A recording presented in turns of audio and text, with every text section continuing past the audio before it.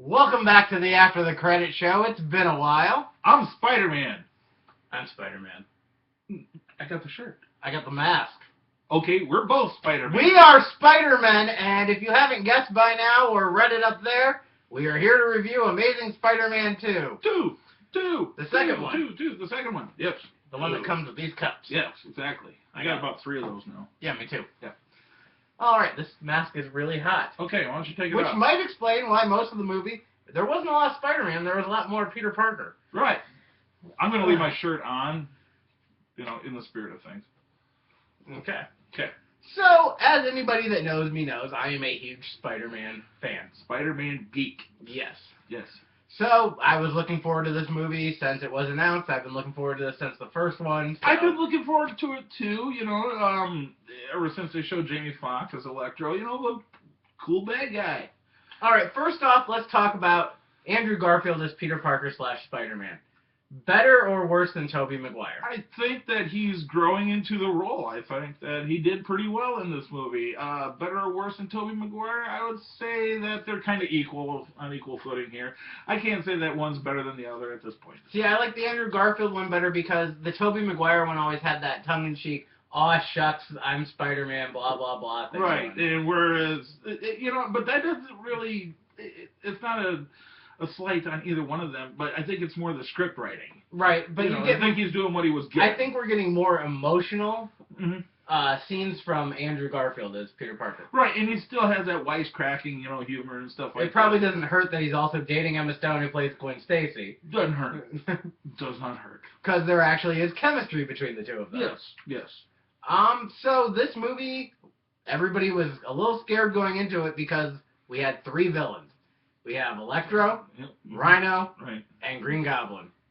3. However, for having 3 villains in this movie, they did pace that out pretty well. They did. I must say that they did. Rhino's only in the movie maybe a total of 3 minutes. Not to disappoint those that haven't seen it yet. But, yeah, Rhino's not a big villain in this movie. Green Goblin, Harry Osborn, really isn't there till the final act of the movie. Right. But, my gosh, do you want to get into this now? I mean, there was just too much going on with all of these bad guys. Not to mention that there was all kinds of bad guys inside of Oscorp. Yeah. Because Harry's character was pretty sympathetic, in the fact that he was just trying to live. However, Harry's introduced, maybe 30 minutes into the movie. Right. And we're supposed to get this huge emotional attachment to him just because he had a past with Peter Parker. Right. It just feels like he was kind of shoehorned in, that we didn't get enough build to him, that maybe Harry should have had at least one scene in the last movie. Character development, people. Now, for the fact that he was introduced so late in the movie, they did try to fast-track us into giving a shit about him. They did. They gave us scenes with him and Gwen, him with Peter, him with his father, just to try and get us to give a shit about But by him. that time, we were invested into Electro and what was going on with Electro. And if we weren't in that story, we were invested in Peter and Gwen and where that was going and his guilt over Captain Stacy dying. Exactly. So, if you look at this, it's kind of like Spider-Man 3 in the other series, whereas that there was just too much going on. Because we also have the plot of what happened to Peter's parents. Exactly. And then we've got little subplots with Aunt May apparently working at a hospital. It felt like it was pulling double in there. shifts at her waitress job too. Yeah. And want to wash his clothes. So Gwen Stacy and Peter Parker are together at the beginning of this movie. Mm-hmm. But then Peter can't be with her because of the promise he made to keep her safe. And the visions that he keeps seeing of her father. So she dumps Peter, but of course he's Spider-Man. He's going to follow her around. Of course. So then they reconnect. And then Electro attacks. So Peter's like, Gwen, stay here. No, I've got to go with you. Yes, gotta help you. The one promise that he's trying to keep is keep her safe, God, and she just can't do it. No help to him whatsoever. Help the guy, will you? Overall, I thought this movie was good. It wasn't great, but it was good. It kept me entertained. I liked the acting in this movie. It just seemed like there was a lot of story.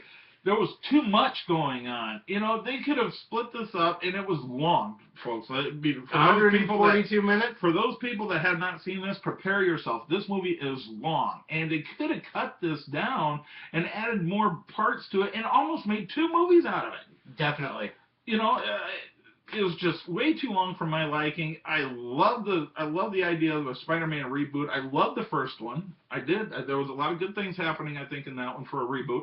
I think they could afford this a little bit more, and they could have split it up. I mean, there was so much going on. This way too I much know that they want to make big movies and stuff, but a lot of money is in television right now. Mm-hmm. Just imagine how much better this would have been as one season of a TV show. Oh, sure. I mean, you could have stretched this out easily or that, but they just tried to cram so much into that 2.5 hours or whatnot, and it just, and I think to me, it just didn't work. Partially, this is the studio's fault.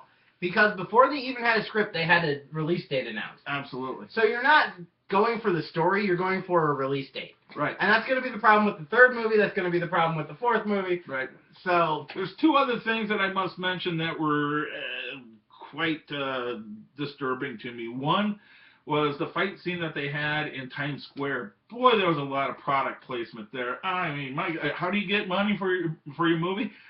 Product placement. Oh my God! They even had a little sign. I don't know if you guys noticed this, for Annie, which I saw the trailer for prior to this movie. Okay, it's like, okay, you guys are pushing all kinds of movies here and whatnot. And then not only are they pushing Annie, but what did they do during the credits here? we get a little clip of X-Men Days of Future Past. For a movie that comes out in 3 weeks. But there's a reason for that. No, there's no reason for that. Mark Webb was under contract with Fox to film a movie for them, but he said, I want to do Spider-Man 2 first. And they said, okay, that's cool, but you're going to advertise our movie at the end. I call horse shit. They're all Marvel. They're all Marvel. I don't care. It has nothing to do with Spider-Man. All the Avengers ones, all the Avengers after the credit scenes and whatnot, have something to do with a bigger story that happens to be with the Avengers. They're not throwing in X-Men or Spider-Man stuff that has nothing to do with it.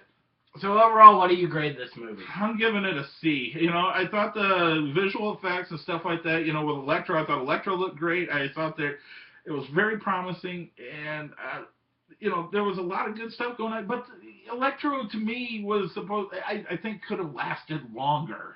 You know, for those of you that have seen it, I think that you might agree with me, is that fight scene could have been better or longer. It just seemed anticlimactic, and then you just throw in everything else. You know, I'm giving it a C. It could have been better. It could have been a lot better. I'm going to go with a B. The only complaint I really have is the mood of the first movie was a lot darker. Mm-hmm. A lot more like teenage angst of Peter Parker. Sure. And this one was a lot more love story, which I have no problem with. Mm-hmm. However, like, the times when they're apart, you're not getting the angry Peter, the upset Peter. You're just getting him out there as Spider-Man. Right, right. So, yeah, I give it a B. So, let us know what you thought of Amazing Spider-Man 2 down below.